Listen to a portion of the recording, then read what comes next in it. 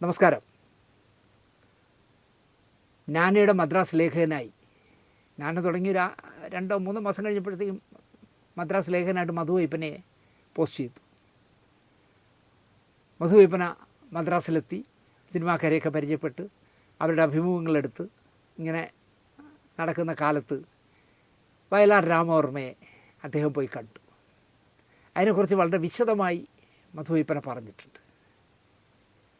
വയലാർ രാമവർമ്മയെ ഞാൻ സ്മരിക്കുന്നത് അദ്ദേഹം മലയാള സിനിമയ്ക്ക് കുറേയേറെ നല്ല ഗാനങ്ങൾ എഴുതിയതുകൊണ്ടല്ല, ഏറ്റവും നല്ല ഗാനരചനയ്ക്കുള്ള ദേശീയ പുരസ്കാരം ആദ്യമായി നേടിയ മലയാളി എന്ന നിലയ്ക്കുമല്ല.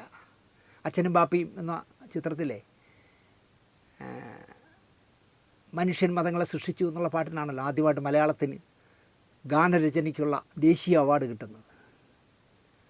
ചുവപ്പ് മഷി കൊണ്ട് കുറേ വിപ്ലവ ഗാനങ്ങളും ഭാവഗീതങ്ങൾ പോലെയുള്ള നാടകഗാനങ്ങളും എഴുതി കേരളീയരുടെ മനസ്സിനെ ഇളക്കിമറിച്ച് ചരിത്രത്തിൻ്റെ ഗതി ഇടത്തോട്ട് മാറ്റി ഒഴുക്കുന്നതിൽ പ്രധാന പങ്ക് വഹിച്ചതുകൊണ്ടുമല്ല. ഇടതുപക്ഷ രാഷ്ട്രീയ പാർട്ടികൾ ചരമ ദിനാചരണം നടത്തി അദ്ദേഹത്തെ സ്വന്തം തത്വശാസ്ത്രങ്ങളിൽ തലച്ചിടാൻ നോക്കുന്നതും ഞാൻ കാര്യമാക്കുന്നില്ല. മധുവയ്പ്പന പറയുകയാണ്, രാജവംശത്തിൽ പിറന്ന രാമവർമ്മയെ അടുത്ത സുഹൃത്തുക്കൾ മാത്രമല്ല കമ്മ്യൂണിസ്റ്റുകാർ പോലും തിരുമേനി എന്ന് വിളിക്കുന്നത് ഞാൻ കേട്ടിട്ടുണ്ട്. പക്ഷേ ഞാനങ്ങനെ വിളിച്ചിട്ടില്ല. അദ്ദേഹത്തിന് ക്ഷത്രിയ ആകാരമോ രാജകലയോ ഇല്ലായിരുന്നു. വയലാർ ഒരിക്കലും പൂണൂലും ധരിച്ചിരുന്നില്ല. ആ ചെറിയ മനുഷ്യനെ അറിയാത്തവരാരും കേരളത്തിലില്ല. ബൽസാക്ക് എന്ന ഫ്രഞ്ച് കഥാകാരൻ തൻ്റെ ശിഷ്യനായ മോപ്പസാങ്ങിനോട് ഒരിക്കൽ പറഞ്ഞു, ഏതെങ്കിലും ഒരു കുതിരയെക്കുറിച്ച് എഴുതാതെ നീ കണ്ട കുതിരയെക്കുറിച്ച് എഴുതണം. അതുപോലെ ഞാൻ കണ്ട വയലാറിനെക്കുറിച്ചാണ് ഞാൻ ഈ പറഞ്ഞതെല്ലാം എന്നാണ് വയ്പ്പന പറയുന്നത്. വയലാർ എന്ന പേര് കേൾക്കുമ്പോൾ നമുക്ക് 1946 വയലാറിൽ നടന്ന കമ്മ്യൂണിസ്റ്റ് സായുധ വിപ്ലവത്തെക്കുറിച്ച് ഓർമ്മിച്ചു പോകും. എന്നാൽ രാമവർമ്മ അതിലൊന്നും പങ്കെടുത്തിട്ടില്ല. അന്ന് അദ്ദേഹത്തിന് അതിനുള്ള പ്രായവും ആയിട്ടില്ലായിരുന്നു.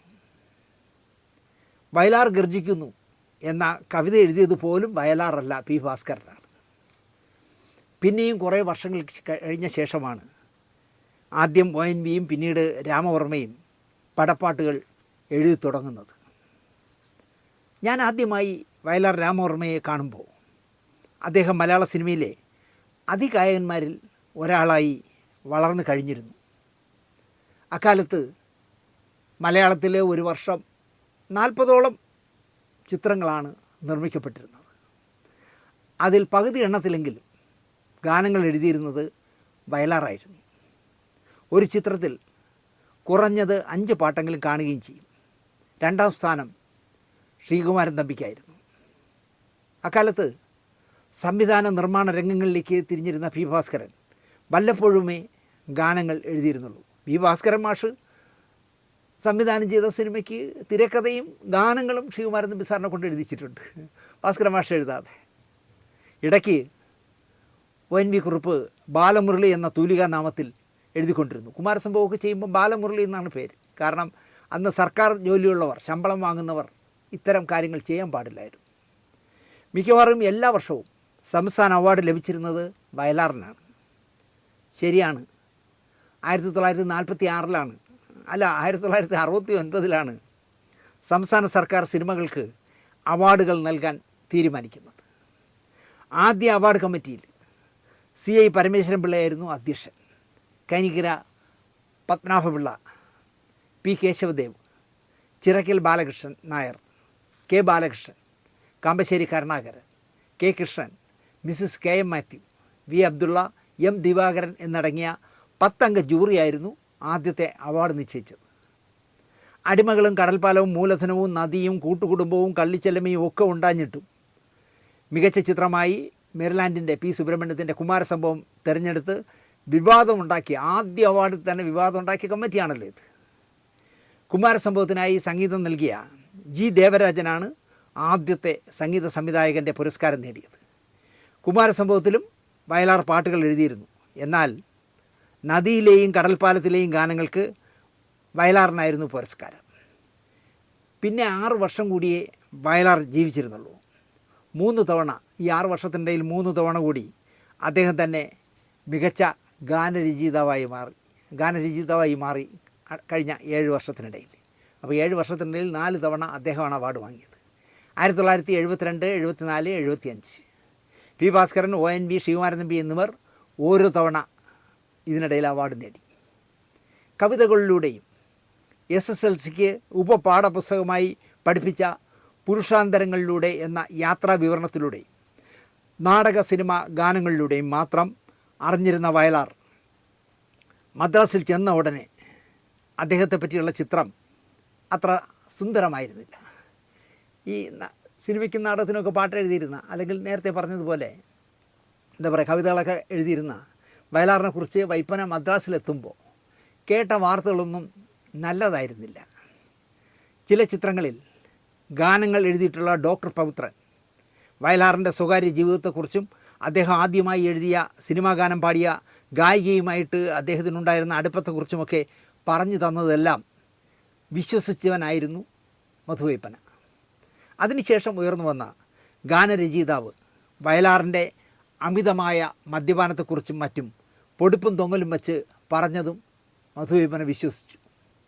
മനസ്സിൽ ഇങ്ങനെയെല്ലാമുള്ള വികൃത സങ്കല്പവുമായിട്ടാണ് 1973 മെയ് മാസം 3-ാം തീയതി സന്ധ്യ കഴിഞ്ഞ ശേഷം മധുവൈപ്പനയും നാനയുടെ എഡിറ്ററായിരുന്ന KVS ഇളയതും കൂടി വയലാർ താമസിച്ചിരുന്ന പഴയ വുഡ്ലാൻഡ്സ് ഹോട്ടലിൽ ചെന്നത്. എന്നാൽ നിമിഷ നേരം കൊണ്ട് വയലാർ രാമവർമ്മ മധുവൈപ്പനയുടെ സ്നേഹവും ആദരവും പിടിച്ചുപറ്റി. അപവാദങ്ങൾ പറഞ്ഞ അരസികന്മാരുടെയും അദ്ദേഹത്തിൻ്റെയും പെരുമാറ്റത്തിലും സമീപനത്തിലും അത്ഭുതകരമായ എന്താ പറയുക അന്തരമുണ്ടായിരുന്നു എന്നാണ് വൈപ്പന പറയുന്നത്. ഇത്ര പ്രസരിപ്പുള്ള അധികം പേരെ ഞാൻ കണ്ടിട്ടില്ല എന്നാണ് വൈപ്പനയുടെ വിലയിരുത്തൽ. വളരെ കാലത്തെ പരിചയമുള്ള മട്ടിലായിരുന്നു അദ്ദേഹം പെരുമാറിയത്. 5 അടിയിലധികം ഉയരമുണ്ടോ എന്ന് സംശയം. വിവിധ ഭാവങ്ങൾ പ്രകടിപ്പിക്കാൻ ഉതകാത്ത തടിച്ചു വിങ്ങിയ മുഖം. ചെന്നപാടെ വയലാർ ചോദിച്ചത്, നമുക്കെങ്ങനെയാണ് സംസാരം തുടങ്ങേണ്ടത്? അത് ഗാനമാകണോ, ഗാനാത്മകമാകണോ, കവിതാപരമായിരിക്കണോ? എനിക്ക് ഇവ രണ്ട് തമ്മിൽ വ്യത്യാസമൊന്നുമില്ല. എൻ്റെ ഗാനങ്ങൾ കവിതകളാണ്, അതുകൊണ്ട് നിങ്ങൾക്ക് ഏത് വേണോ ചോദിക്കാം എന്നായി. അപ്പോൾ വൈപ്പന ചോദിച്ചു, അതെങ്ങനെ? ഏതോ ഒരു തിരക്കഥാകൃത്ത് എഴുതിയ കഥാപാത്രങ്ങൾക്കനുസരിച്ച് പാടാൻ വേണ്ടി എഴുതുന്ന ഗാനങ്ങളെ കവിതകൾ എന്ന് വിളിക്കാനാവുമോ എന്നായി വൈപ്പന. ആദ്യത്തെ ഇൻ്റർവ്യൂവിൽ തന്നെ ഇങ്ങനെയാണ് ചോദിച്ചത്. സിനിമയിലെ സന്ദർഭത്തിനനുസരിച്ചാണ് എഴുതുന്നത് എങ്കിലും എൻ്റെ ഗാനങ്ങൾ കവിതകളാണ്. പക്ഷേ പഴയ സങ്കല്പങ്ങളിലൂടെ അതിനെ കാണരുതെന്ന് മാത്രം. കവിതയുടെ ആന്തരിക രൂപമാണ് സിനിമ ഗാനങ്ങൾ. കുറഞ്ഞത് എൻ്റെ ഗാനങ്ങളെങ്കിലും അങ്ങനെയാണെന്ന് ഞാൻ അവകാശപ്പെടുന്നു. തുടർന്ന് ആ മുഖത്തു നിന്നും വന്നത് സരസ്വതി പ്രവാഹമായിരുന്നെന്നും അത് അന്ന് ടേപ്പ് ചെയ്ത് വച്ചിരുന്നെങ്കിൽ എന്നും സൂക്ഷിക്കാവുന്ന ഒരു ഖണ്ഡകാവ്യമോ ഗദ്യ കവിതയോ ആക്കാമായിരുന്നുവെന്നും വൈപ്പന പറയുന്നു. വയലാറിനെ കണ്ടതിൻ്റെ പിറ്റേ ദിവസം വൈപ്പനയും ഇളയതും KVS ഇളയതും പി ഭാസ്കരനെ കണ്ടു. ഇതേ ചോദ്യം ഭാസ്കരൻ മാഷിനോട് ചോദിച്ചു.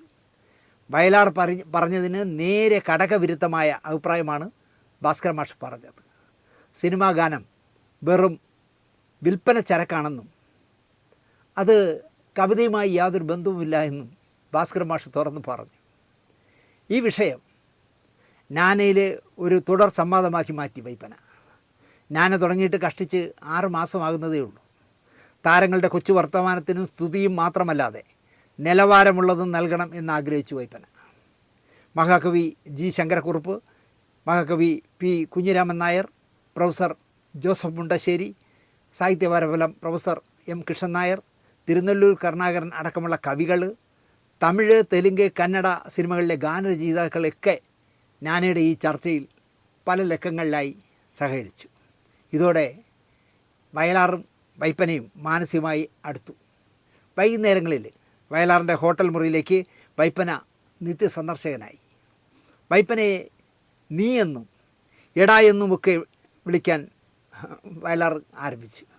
ആ വിളികൾ വൈപ്പന സന്തോഷത്തോടെ സ്വീകരിച്ചു. ഹോട്ടൽ മുറിയിൽ വയലാറുണ്ടെങ്കിൽ ആ റൂം എപ്പോഴും സജീവമായിരിക്കും. ഗായകരാണ് വരുന്നതെങ്കിൽ ദേവരാജ സംഗീതത്തിൽ യേശുദാസ് പാടിയ സാമ്യമകന്നൊരുദ്യാനമേ കൽപ്പകോദ്യാനമേ നിൻ്റെ കഥകളി മുദ്രയാം കമലദളത്തിലൻ ദേവിയുണ്ടോ ദേവി എന്ന ഗാനം ആ ഗായകരെ കൊണ്ട് വയലാർ പാടിക്കും. 1972 പുറത്തു വന്ന ദേവി എന്ന് പറഞ്ഞ സിനിമയ്ക്ക് വേണ്ടി വയലാർ എഴുതിയതാണ്. ഗായകൻ ആരായാലും ശരി, അവർ പാടി തുടങ്ങുമ്പോൾ വയലാർ വരിയുടെ അർത്ഥ തലത്തിൽ നിന്നുകൊണ്ട് കഥകളി മുദ്രകൾ കാണിച്ച് കട്ടിലിരുന്ന് അഭിനയിക്കും. 1973 ജൂൺ 13 ബുധനാഴ്ച ദേശീയ അവാർഡ് പ്രഖ്യാപിച്ചു. 72 അവാർഡുകൾ പ്രഖ്യാപിച്ചു. മുൻ വർഷത്തെ മികച്ച ഇന്ത്യൻ ഗാനരചയിതാവായി വയലാറിനെ തിരഞ്ഞെടുത്തു. ചിത്രം ഞാൻ നേരത്തെ പറഞ്ഞു, അച്ഛനും ബാപ്പയും. മനുഷ്യൻ മതങ്ങളെ സൃഷ്ടിച്ചു, മതങ്ങൾ ദൈവങ്ങളെ സൃഷ്ടിച്ചു. മനുഷ്യനും മതങ്ങളും ദൈവങ്ങളും കൂടി മണ്ണ് പങ്കുവച്ചു, മനസ്സ് പങ്കുവച്ചു എന്ന ഈ ഗാനം പാടിയ യേശുദാസിനും കിട്ടി ആദ്യത്തെ നാഷണൽ അവാർഡ്. നമുക്കൊരു വലിയ ന്യൂസ് റീഡർ ഉണ്ടായിരുന്നു. ഞാൻ ഒരു എപ്പിസോഡ് ചെയ്യാൻ പോവുകയാണ്, മാവേലിക്കര രാമചന്ദ്രൻ എന്ന് പറഞ്ഞിട്ട്. അദ്ദേഹം ഈ പറയുന്ന ജൂൺ 13 ബുധനാഴ്ച വൈകുന്നേരം ഡൽഹിയിൽ നിന്ന് മലയാളം വാർത്ത വായിച്ചപ്പോൾ മലയാളി മുഴുവൻ അപ്പോഴാണ് അറിയുന്നത് വയലാർ രാമവർമ്മയ്ക്ക് അച്ഛനും ബാപ്പയും എന്നുള്ള ചിത്രത്തിലൂടെ ദേശീയ പുരസ്കാരം കിട്ടിയെന്ന്. അടൂർ ഗോപാലകൃഷ്ണനും മങ്കട രവിവർമ്മയ്ക്കും ശാരദയ്ക്കും ആ വർഷമായിരുന്നു ദേശീയ അവാർഡ് ലഭിച്ചത് സ്വയംവരത്തിലൂടെ. പിറ്റേന്ന് രാവിലെ തന്നെ വൈപ്പന വയലാറിൻ്റെ റൂമിലെത്തി. അതിനു മുന്നേ തന്നെ പ്രശസ്ത നിർമ്മാതാവ് സുപ്രിയ ഹരിപ്പോത്തൻ കുപ്പിയുമായി ആഘോഷിക്കാനെത്തിയിരുന്നു. അങ്ങനെ 2 ലഹരിയിലായിരുന്നു വയലാർ എന്നാണ് വൈപ്പന പറയുന്നത്. അതായത് അവാർഡ് കിട്ടിയതിൻ്റെ ലഹരിയും മദ്യത്തിൻ്റെ ലഹരിയിലുമായിരുന്നു. നീ ഇന്ന് എൻ്റെ കൂടെ തന്നെ കാണണം, മറ്റ് എങ്ങും പോകരുതെന്നായി വയലാർ. സന്തോഷപൂർവ്വം വൈപ്പന അത് സമ്മതിച്ചു. ഹോട്ടൽ സവേരിയിൽ നിന്ന് അപ്പോൾ ഒരു ഫോൺ വന്നു. നമ്മുടെ എന്താ പറയുക, ചെമ്മീനടക്കം മനോഹരമായ പാട്ടുകൾ നൽകിയ സലിം ചൗധരിയാണ് വിളിക്കുന്നത്. അങ്ങോട്ട് ചെല്ലാൻ പറഞ്ഞു. ഹോട്ടൽ സവേരിയിലേക്ക് ചെല്ലാൻ സലിം ചൗധരി പറഞ്ഞു. വയലാറും വൈപ്പനയും കൂട്ടി അങ്ങോട്ടായി യാത്ര. അക്കാലത്ത്, അതായത് 53 വർഷം മുമ്പ്, മദ്രാസിൽ ടാക്സിക്കാരൻ്റെ മിനിമം ചാർജ് എന്ന് പറയുന്നത് 60 പൈസയാണ്. സവേരയിലേക്ക് പോകാൻ, ഇദ്ദേഹം താമസിക്കുന്നിടത്ത് നിന്ന് സവേരയിലേക്ക് പോകാൻ 60 പൈസ കൊടുത്ത് മിനിമം കൂലി കൊടുത്താൽ മാത്രം മതി. കാറിൽ നിന്നിറങ്ങിയ വയലാർ 10 രൂപ എടുത്ത് ഡ്രൈവർക്ക് നീട്ടി. എന്നിട്ട് ഒരൊറ്റ നടത്തം വെച്ചു. ബാക്കി വാങ്ങണ്ടേ എന്നായി വൈപ്പന.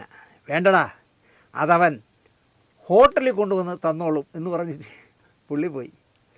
സലിം ചൗധരിയും MP ശ്രീനിവാസനും വയലാറിനെ കാത്തിരിക്കുകയാണ്.